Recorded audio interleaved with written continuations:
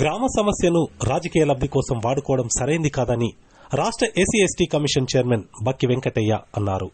సిద్దిపేట జిల్లా అక్బర్పేట భూంపల్లి మండల కేంద్రంలో నిన్న జరిగిన ఘటన దురదృష్టకరమన్నారు. కావాలని కొంతమంది తమ డ్రైవర్తో పాటు గన్మెన్పై చేయి చేసుకునే ప్రయత్నం చేస్తున్న తరుణంలో ఆగ్రహంతో అలా చేయడం సరైంది కాదని సూచించడం జరిగిందన్నారు. గ్రామానికి చెందిన ఓ వర్గం సభ్యులు తమ పేర్లపై ఎన్ఆర్ఈజీఎస్ పనులను మంజూరు చేసి వేరొక్క చోట పోయించడం జరిగిందని ఆరోపించారు. గ్రామంలో జరిగిన అవకతవకల పనులపై నిలదీసినందుకే ఆకస్సుతో దాడికి యత్నించడం జరిగిందని గ్రామస్తులు వాపోయారు. ఇదే విషయంపై ఎంపీడీఓకు ఫిర్యాదు చేశామని కలెక్టర్ దృష్టికి తీసుకువెళ్తామన్నారు. తమ పేరుపై మంజూరైన సీసీ పనులను తమ స్థలాల్లోనే వేసేలా చూడాలని కోరారు. చాలా బాధాకరం. మేమందరం కూడా చింతిస్తూ ఉన్నాం. గ్రామ పంచాయతీ వద్ద సంఘం వాళ్ళు, యాదవ సంఘం వాళ్ళు అందరు వచ్చిండ్రు. గడబడి జరుగుతుందంటే ఒక గ్రామ పెద్దగా సమస్యను పరిష్కరించామని పోయిన నేను మరి ఫీడ్ ప్లాన్ ప్రకారం పోతే ఫోటోలు తీసి వీడియోలు తీసి మా డ్రైవర్పై మా గన్మెన్పై అఘాయిత్యం చేసేటువంటి ప్రయత్నం చేస్తే అక్కడ నేను ఒక పెద్దగా లేచి బాగుండే దూరం ఉందని చెప్పి నేను అన్న తప్ప మాకు వేరే ఉద్దేశం లేదు. కృష్ణయాదవ సంఘం వాళ్ళవి 16 కళ్ళాలు వాళ్ళు వాళ్ళ రమేష్ అనే కాంట్రాక్టర్ పోయకపోవడం వల్లనే అవి లాస్ అయిపోయినాయి తప్ప దాన్ని ఎవరు చేసింది ఏం లేదు. విషయం ఏంటంటే ఎర్రగొల్లకు మంజూరైనాయి, వాళ్ళకు మంజూరైనాయి. గొల్లలో 2 గ్రూపులు వాళ్ళకు. అయితే వాళ్ళు పోను వాళ్ళకు కూడా ఉపాధి హామీ పథకం నుంచి 1100 చిల్లర రూపాయలు కూడా వాళ్ళ ఖాతాలో పడ్డాయి. మరి 4 ఏళ్ల కింద జరిగింది. మరి అప్పుడప్పుడు లేనిది అప్పుడు ఒప్పుకొని అన్ని చేసి ఇప్పుడు వేరే విధంగా మాట్లాడడం కరెక్ట్ కాదు. మా గ్రామంలో సమస్య అది మేము కూర్చుని మాట్లాడుకుంటాం. నిన్న పిల్లర్స్ సత్యాలో బిడ్డ ఎంగేజ్మెంట్ ఉండే పిల్లర్స్ని పిలిపిస్తా, మరి ఉపాధి హామీ పథకం సంబంధించినటువంటి టీఏ సుభాష్ను పిలిపిస్తా. ఆ సమస్యను కృష్ణా సంఘం సభ్యులను కూర్చోబెట్టి మాట్లాడి మా గ్రామ సమస్యను పరిష్కారం చేసుకుంటాం. కొంత రాజకీయంగా లాభపడాలని చెప్పి మరి రాజకీయ కుట్రతోని రాజకీయ లబ్ధి పొందాలని చెప్పి దాని రాజకీయ రంగు పూసే ప్రయత్నం చేస్తున్నారు. అది కరెక్ట్ కాదు. అది గ్రామం సమస్య, అది ప్రతి గ్రామం సమస్య ఉంటుంది, ప్రతి ఊళ్ళో ఇంట్లో సమస్య ఉంటుంది. అన్నదమ్ముల మధ్యలోనే గొడవలు ఉంటాయి. మా ఊళ్ళో మేమంతా అన్నదమ్ములే కలిసి ఉంటాం కనుక ఆ సమస్యను పరిష్కారం దిశగా మేము చేసుకుంటాం. దీన్ని ఎవరు కూడా రాజకీయ రంగు పులవద్దని చెప్పి కూడా ఈ సందర్భంగా అందరికీ కూడా విజ్ఞప్తి చేస్తాం. సీసీ కల్లాల కోసం ఇదే ప్రస్తుతం మనం నిలబడినటువంటి ల్యాండ్లో సీసీ కల్లాలు వేసుకోవడానికి మేము రైతులమందరం కలిసి యాదవ సంఘానికి సంబంధించిన రైతులమందరం కలిసి అప్లికేషన్ పెట్టుకున్నాము. మాకు 22 అప్లికేషన్ శాంక్షన్ అయినాయి. శాంక్షన్ అయిన తర్వాత మేము సామూహిక గొర్రెల షెడ్ల నిర్మాణం చేపట్టుకున్నాం. ఇదే ప్లేస్లో మీరు చూడొచ్చు, ఇక్కడ షెడ్లు కూడా ఉన్నాయి.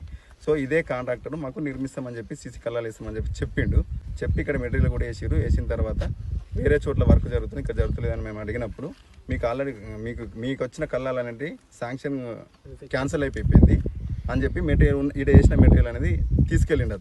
తీసుకెళ్ళిన తర్వాత సరే మేము నిజమే కావచ్చు అనే ఉద్దేశంతో మేము ఊకున్నాం. ఇక ఎవరిని కూడా అడగలేదు మేము. దాని తర్వాత వేరే చోట్ల వర్క్ చేసిరు, వర్క్ జరిగింది, అయిపోయిన తర్వాత ఓ 3-4 డేస్ బ్యాక్ ఎక్కడైతే వర్క్ కంప్లీట్ చేసారో అక్కడ నేమ్ బోర్డ్స్ అనేది పెట్టడం జరిగింది. ఆ నేమ్ బోర్డ్స్లో మొత్తం కంప్లీట్ మా 22 అప్లికేషన్స్ 16 మంది అప్లికెంట్స్ వాళ్ళ నేమ్ బోర్డ్స్ అనేవి అక్కడ ఉన్నాయన్నమాట. మేము అప్లికేషన్ పెట్టుకుంది మా యొక్క నిధుల దుర్వినియోగం అనేది జరిగిందనమాట. ఇక్కడ మేము అప్లికేషన్ పెట్టుకుంది మా పేర్ల పైన శాంక్షన్ వచ్చినటువంటి నిధులను మా ప్లేస్లో కాకుండా వేరే వాళ్ళ ప్లేస్లో వేసినారు. దానికోసం మేము సంబంధిత ఫీల్డ్ ఆఫీసర్ని అడిగినాం. ఫస్ట్ ఫీల్డ్ ఆఫీసర్ అడిగితే మీకు శాంక్షన్ చేసిన అంతవరకు నాకు తెలుసు, కాంట్రాక్ట్ ఎవరు చేసారో ఎక్కడ చేసారో అనేది నాకు తెలియదు, మీకు సంబంధిత ఉప సర్పంచి అడగండి అని చెప్పి ఉప సర్పంచ్కి ఫోన్ చేసినాం. మేము ఉప సర్పంచి కోసం ఒక గంటన్నర సేపు గ్రామ పంచాయతీ దగ్గర వెయిట్ చేసినాం. తర్వాత ఉప సర్పంచ్తో పాటు వెంకటయ్య గారిని chairman SC ST commission chairman Venkataiah గారిని తీసుకొని వాళ్ళిద్దరు కలిసి వచ్చిన తర్వాత మా పేరు మీద శాంక్షన్ అయినటువంటి నిధులను మీరు ఎందుకు దారి మళ్లించారు అంటే మాకు ఆల్రెడీ ప్లేస్ ఉంది, మాకు ఇక్కడ ఏం వర్క్ కూడా చేయలేదు.